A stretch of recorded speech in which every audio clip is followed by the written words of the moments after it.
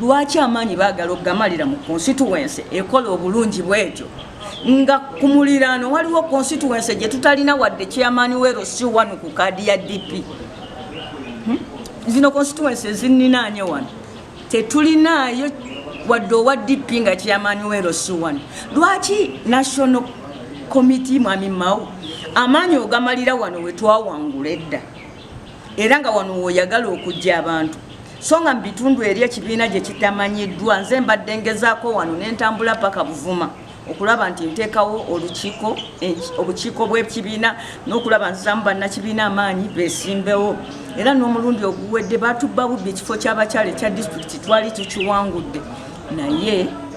omukulu ekifo ky'okujja twogere ku ebyo amaanyi gonna baagala gamalira ku Namboozi ate abantu babalaba. Banna DP bonna mu ggwanga basaba balwane n'olutalo bonna gye bali banna DP mu ggwanga lyonna olutalo lwa Mao atufuukidde ekyambuka atufuukidde olukokobe afuuse n'akyemalira mu ggwanga lyonna era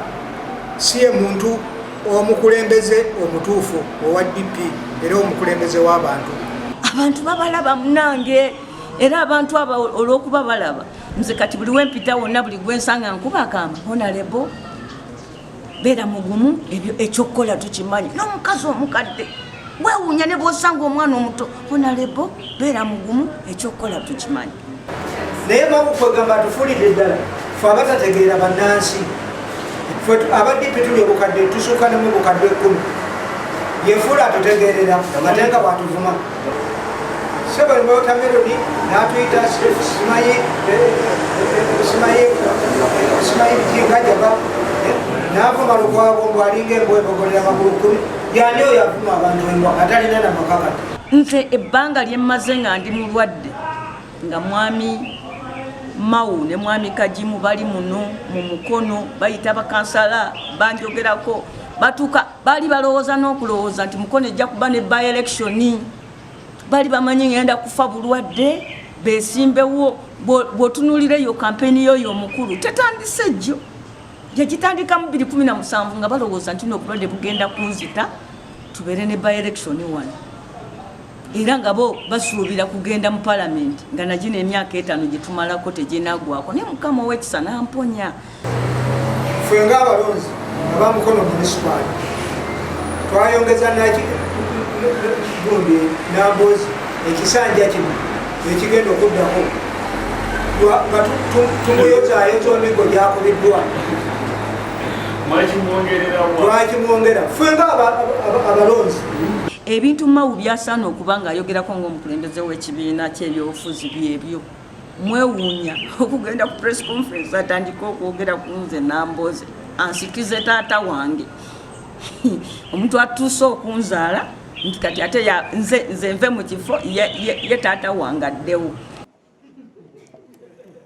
Naawe alina akakiikoko oba ku level ya district golowooza nti gwogenda okukoonera abantu stamp bavugenye ku bwa kansala electoral commission ebawe enkumbi naawe kigezeeko tuve mu by'omuzannyo. Mao yekka kaakati gwe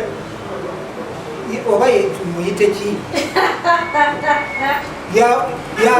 yasudde DP yakugikoza ate eyagala kala otoyinza kumalako naffe era oyo Mao nze musaasi kubanga akyabiyite ebyomuzannyo naye ajja kuva mu kampala nga teyeyagalibwa. Baba empagi ekibiina kwe kiyimiridde obayigganya kakati nze nali mu ddwaliro mu mwaka gwa 2017 nali ku kitanda nga ndi mulwadde ng'ate ndi musibe nali musibe ate nali mulwadde mwaka gwa 2017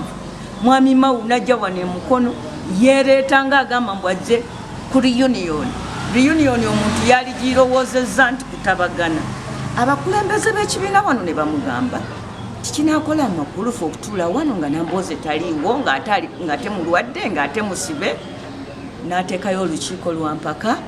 era ku olwo mpulira mbu lwe yakwata kaadi n'agiwa omukulu oyo Mwami Kajimu mu ngeri ya kimpukumpuku na buyaayi. Mwami Kajimu alina emyaka 76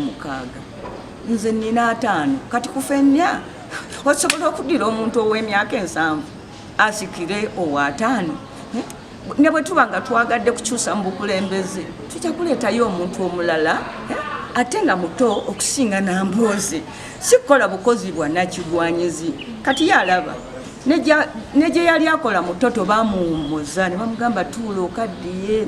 ne bamuwummuza ku mirimu kirimu ekyo sebo ebintu ebitusuza tetwebase ekyakagimu okwesimba ku bwemu tekiriiwo. Young people, I won't force you what to do. Make your own mistakes.